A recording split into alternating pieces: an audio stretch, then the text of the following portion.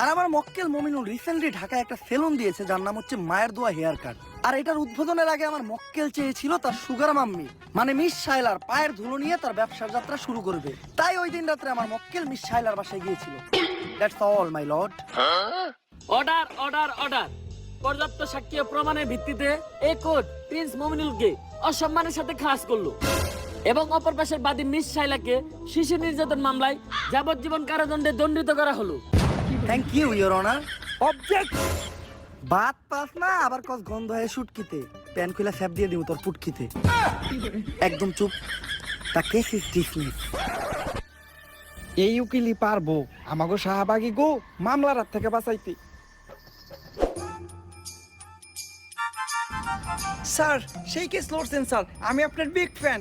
Thank you কিন্তু তোমাকে তো চিনলাম না, তুমি কি? আমি একজন ব্যাড অ্যাক্টর বেডি ওরফে শাহবাগী স্যার।